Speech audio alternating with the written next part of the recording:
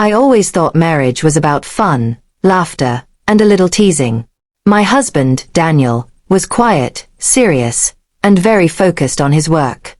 I, on the other hand, loved attention, loved people laughing with me, and often made jokes at his expense. At first, Daniel didn't mind. He would smile awkwardly, shake his head, and let it go. But over the years, I could see the way his eyes dimmed whenever I poked fun at him in front of others. Still, I brushed it off. He's too sensitive, I told myself. The party that changed everything was hosted by Daniel's company.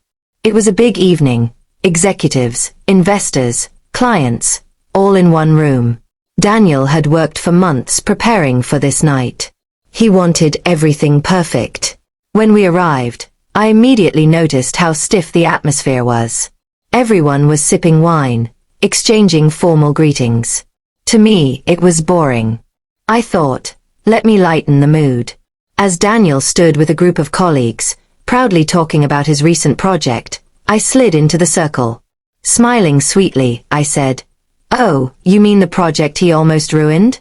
You should have seen him at home, stressing like a little boy who lost his toy." The group chuckled politely. I felt victorious. Daniel's face tightened, but he kept talking. Later, when dinner was served, someone praised his discipline and intelligence. I laughed and blurted, "Discipline? Please. The man can't even remember to take the trash out unless I remind him 10 times.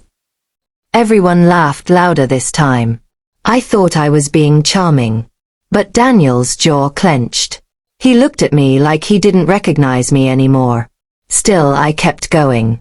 Toast after toast, I added little comments, making him the punchline. When someone asked about our marriage, I smirked and said, "Patience is the secret, especially when your husband can be so clueless." The table erupted in laughter. But Daniel didn't. He placed his glass down slowly, stood up, and adjusted his suit. His voice was calm, but it cut through the noise like a blade. "You find me funny?" he asked the table. Everyone went silent. My smile froze. He turned to me. "For years, I let your jokes slide. I thought it was harmless. I thought love meant enduring humiliation. But tonight, in front of my colleagues, my friends, and people who respect me, you showed me exactly what you think of me." The air was heavy. My heart raced. "Daniel, I was just joking," I whispered. He shook his head. "No. You mocked me, not once, not twice, but all night. And I realized something. I deserve respect, not ridicule. Not even from the woman who promised to stand by me." Gasps echoed around the room. My hands trembled. I reached for him, but he stepped back. Then, with a steady voice, he said the words that shattered me. "This marriage is over. Consider this my last evening as your husband." Chairs creaked. Eyes stared. I wanted the ground to swallow me. I tried to laugh it off, to say he was being dramatic, but the look in his eyes told me he was dead serious. He left the party without me. I sat there, my face burning, my chest hollow. The laughter I had chased all night was gone, replaced with silence and pity. Days later, the papers arrived. He didn't yell, didn't fight, didn't even blame me.